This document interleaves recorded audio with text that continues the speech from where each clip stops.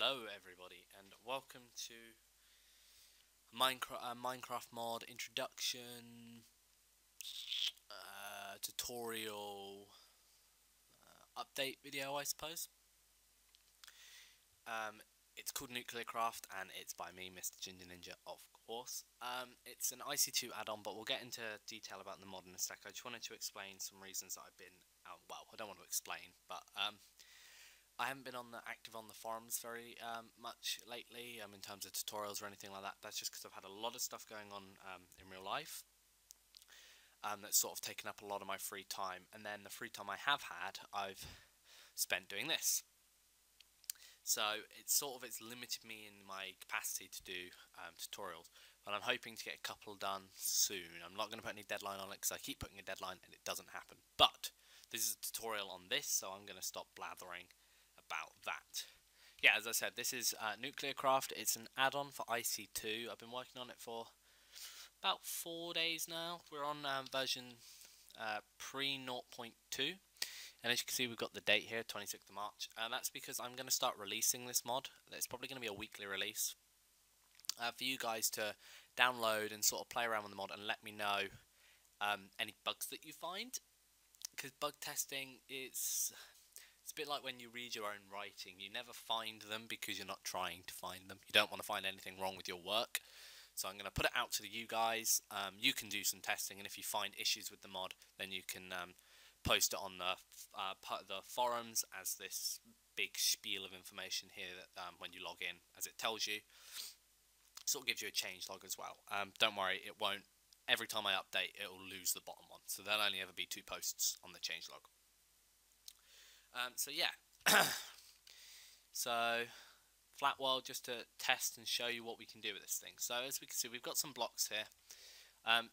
The first thing you're going to want to get for this to work, basically, before I even start, the NuclearCraft it's going to add a bunch of reactors that you can use to produce varying amounts of EU.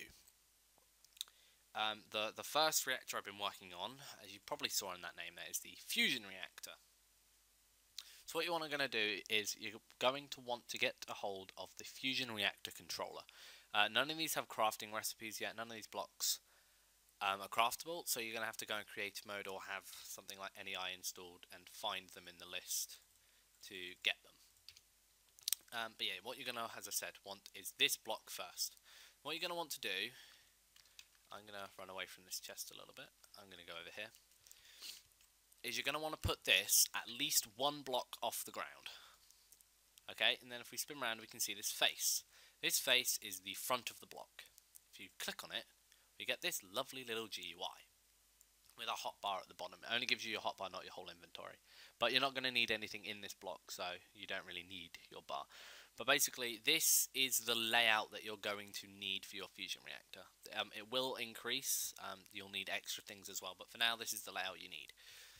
So, and this front face is here, so you'd look directly in front, and that will then be up here. So this will be directly in front. So, place that down. I'm going to go grab the other blocks I need. So, that's the fusion reactor controller.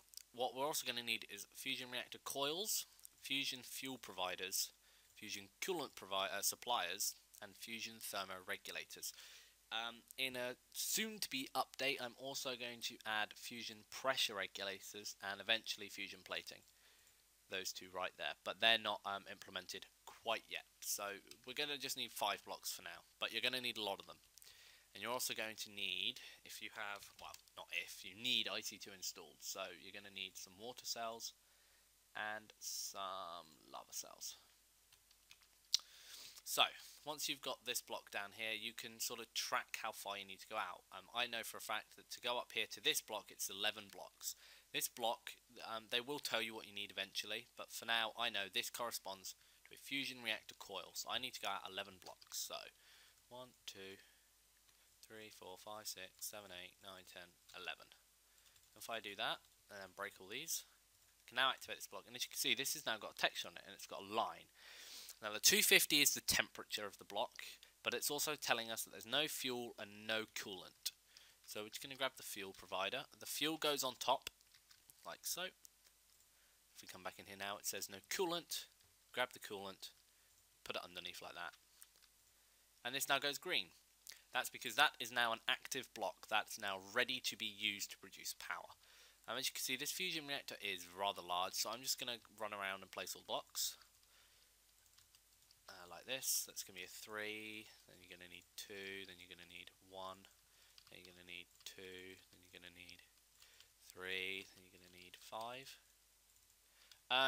Yeah, obviously you can go back to this block as many times as you need to keep a track of like what you're building, but I know how this, the shape of this, I've been testing it for a while, so I know how to do it. Going to need a 2, a 1, a 2 like that, a 1, 2, 3, 1, 2, 3, 4, 5. Just going to check that I'm doing this right. So yeah, you can just come back in here every so often and just check that you are in the right place and you haven't gone off track, because I have done that a couple of times, so it's good to just keep an eye on what you're doing. Oh, wrong block. 1, that's a 2 like that. Oh dear. This needs to be a 3. 1, 2, 3, 4, 5. So we should now be on the final corner. Yep, okay. So we need to go 2 more out this way. That's not what I'm placing. 1, 2, 3.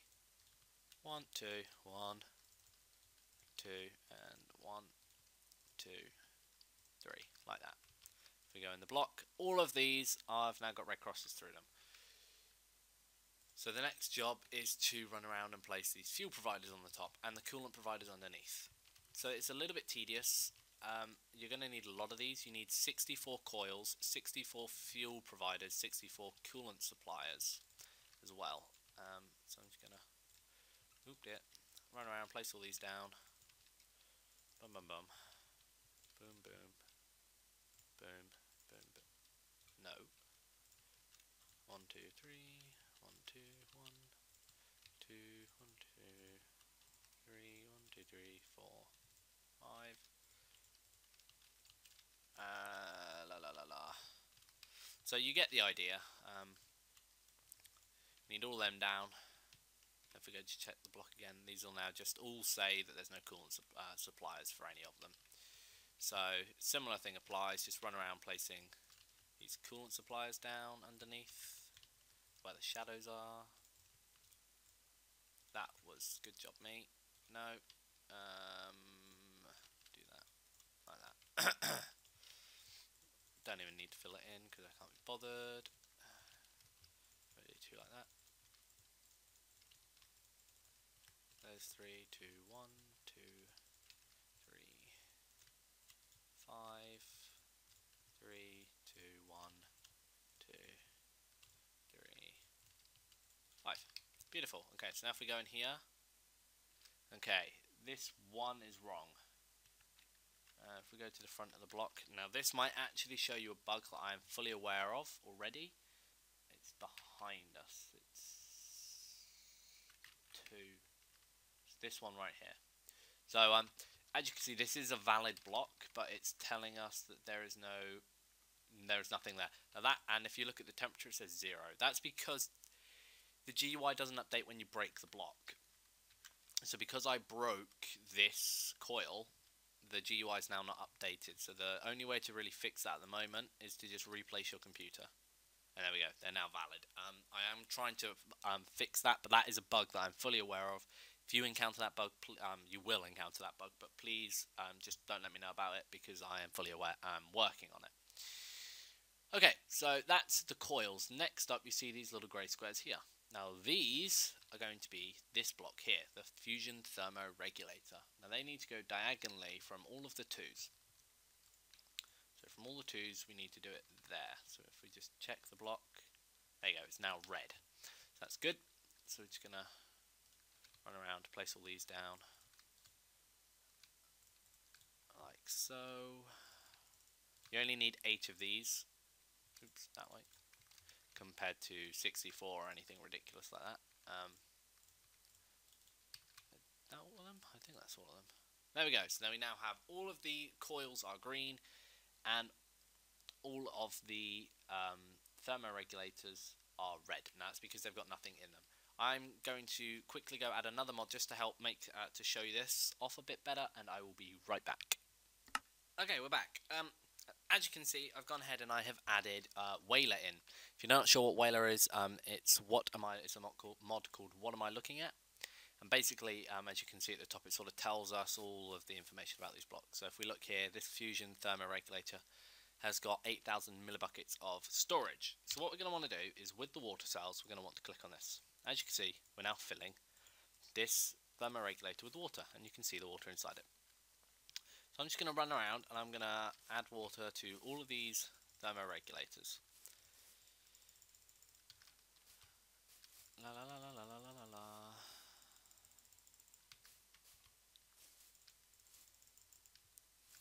Okay. Now all 8 of those have water in them. We only needed 1. You don't need to have 8 buckets in there, which is what that is. But these now are green. You could have 1 bucket and they'd be green as well. But as long as they've got water in them, these go green. This means that our whole system is now prepared for us to start producing power. To start producing power, you need to provide lava to the fuel cells. Now, the thing about the fusion reactor is the hotter the coils are, the better it works. So let me provide an example. As you can see here, it's 250 degrees, we're not producing any power. If I apply a bucket of lava, we can now see that we're going up in temperature. So it's now that temperature. If we look in here, we're now producing 75 EU per tick. As you can see, the temperature of the coil is going down. Now the reason for that is because of these. Well, for 2 reasons actually. Because there is no lava in the top, the coil cools at 2 degrees a second by default. Now each of these also cools every coil by 15 degrees. 8 of them cools it by 120. So we're actually cooling by 122 degrees a second. So eventually this will go back down to 250 and it will stop cooling. So that's now at the bottom. And if we now go check the system again, we're now producing no power.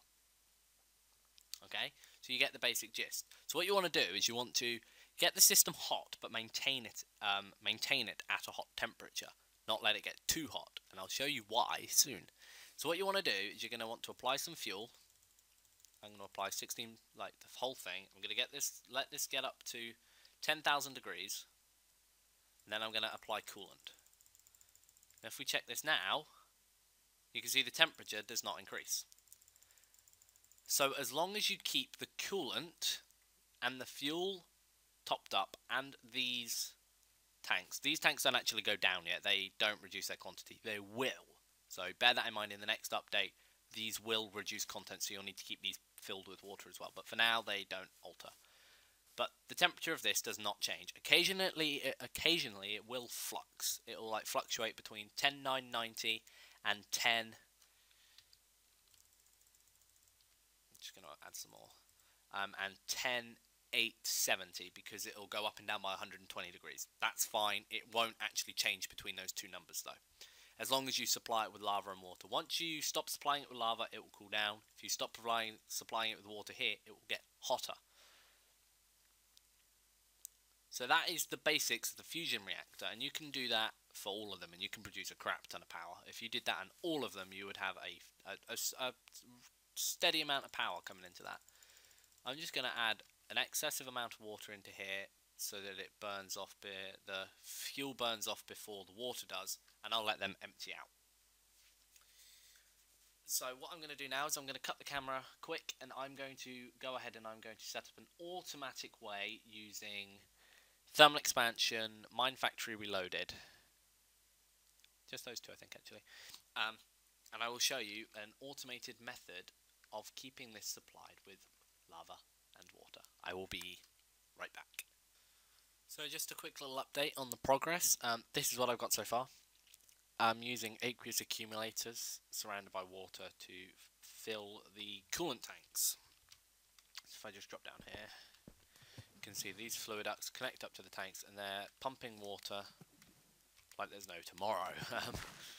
Basically, to keep it supplied with, I hope, enough water, I've put down, for every tank, I've put down an aqueous accumulator. So there's 2 tanks here, there's 2 aqueous accumulators. 3, There's 3, there's 5 there, so there's 5 aqueous accumulators. So it gives you a nice little pattern.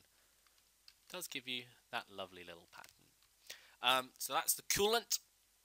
Just need to go ahead and get the fuel hooked up, and then we will have an automated system. So once again, be back shortly. So I haven't gone around and set up the whole system yet.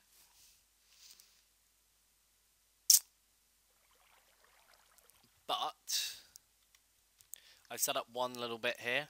Now, of course, these are using Ultimate Hybrid Solar Panels, so it does require quite a lot of power to run in the first place, but it's producing the lava, pumping the lava into the tanks, and the lava is being consumed. So these this section is now automated to the point where they now run, and all 5 of them are going to be giving me power. So you can now see I've got 352 EU per tick. So that is that. As I said, you're going to probably need this whole thing to be running stable to produce enough power to to pump the power out to run. I don't know yet. I haven't got to a point where I've got the whole thing stable if it's self-sustaining. That's the big thing I haven't tested. So if people want to go ahead and try and get try and set the whole thing up to be automated and see if it's self-sustaining, that would be amazing. Let me know on the forum post, which you can get a link to in the description down below, if you manage to, and if it's self-sustaining, or if you're still needing more power, because I might tweak the code if it needs more power provided to it. Now, another issue I found, I'm not going to show you because I don't want these to get hot, well, any much hotter, is that when you relog, all of these tanks lose their water. It's like here. This has actually got all the water in it. Or not. Why are you not filling then? I'm just gonna... yeah, as you could see with those tanks, that when you relog, some of the tanks lose their water. I'm not sure quite why. If anyone's got any suggestions, please let me know. But it happens for the lava tanks, happens for the cooler tanks, and it happens on these thermoregulators as well. They all lose their water. Similarly, when you relog, the heat of these is reset to 250 to... I've actually managed to get them working, but if you can't get it working, just click on this block and it will force them to all update their temperatures, and then they will work.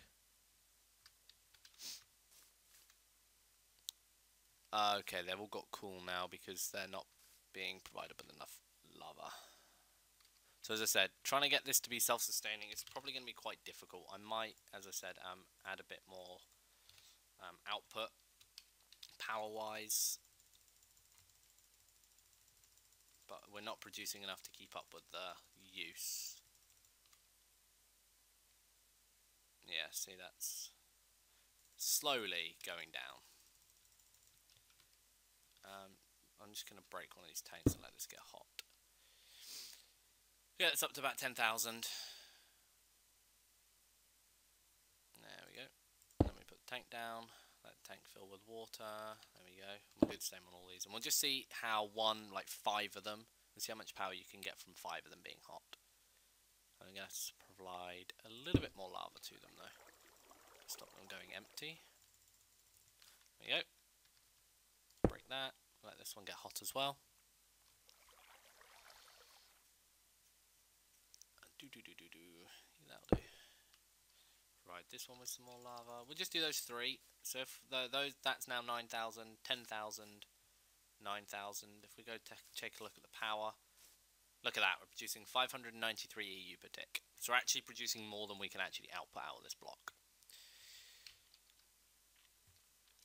Just from 3 of them, so I might have to up what you can output or increase the block's storage quite significantly. Oh dear, they're gonna run out of water.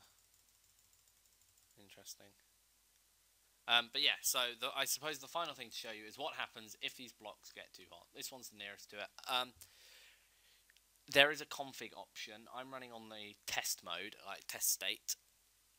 Which means that the maximum temperature for these blocks is 15,000 degrees. If you run out of test state, it's actually 50,000, 50, but I'm running on 15. So this only take about 4 ticks, well 4 seconds without this before it gets too hot. So we break that. That's going to now get hot. I'm going to back away a little bit. And yeah. That's the impact.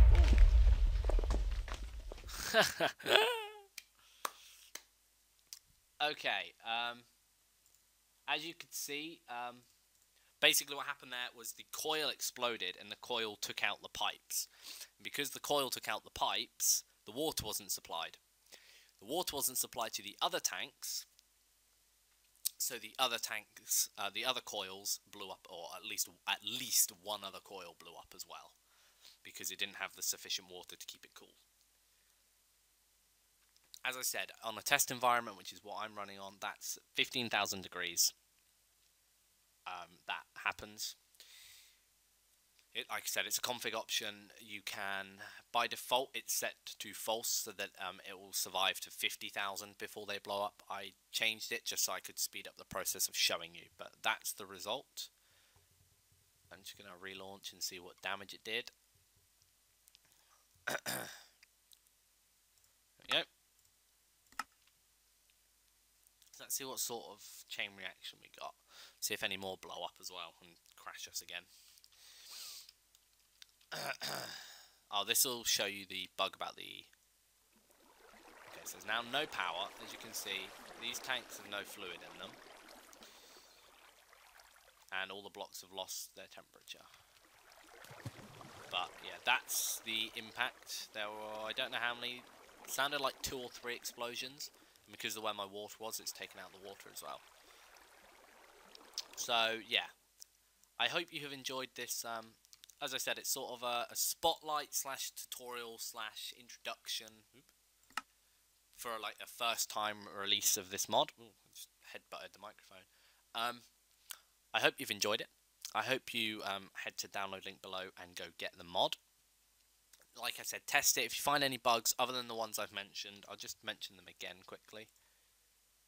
Yeah, I've got 3 bugs that I am aware of. The first is the fluids not rendering in the tank, so when you close the wad and reload the wad, there's no fluid. To fix that, make sure the tank isn't empty and have a pipe force the water in, because it forces an update and the water is then there. So have like half contents and the water will then appear.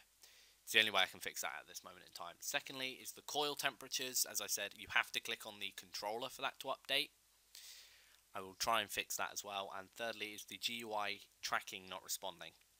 So if you break a coil, the GUI sort of breaks and you have to replace the controller to fix whether it's actually showing or not. Those are the 3 bugs I'm aware of. I'm trying to work on them. If anyone has any suggestions on how to fix them, please feel free to leave it in the post, in the forum page. Again, if you find any bugs or crashes or anything that you think needs mentioning to me, put it on the forum page. And I will take a scroll probably through daily, every 2 days. I'll just collate all of the issues and I'll go through and try and fix them all. This is probably going to be like a weekly video. It's probably a weekly update. So it'll be like once a week I'll show you the changes and I'll put up a new release. It might be every half week depending if I get free time, but who knows with my free time at the moment. So I hope, as I said, I hope you've enjoyed. You can go around and do that manually. You don't need to automate it at all, and you're probably going to have less chance of it blowing up if you do it manually, but it's entirely up to you.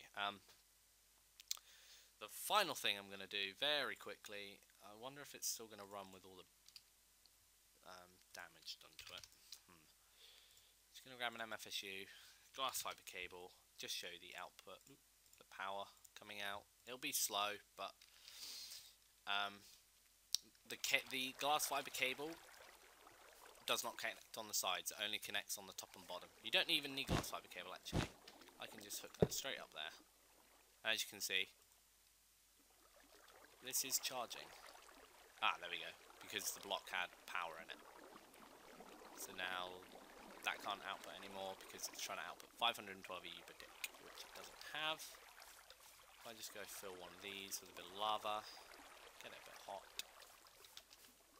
We're now producing a bit more power, so as you can see the power in here is building up. And then it outputs it like that. If I just break this, eventually this GUI will update to the point where you can actually see it, should be able to see it filling with power. Or not, because we run out of fuel. Come on, fuel. Let's see how hot we can get this.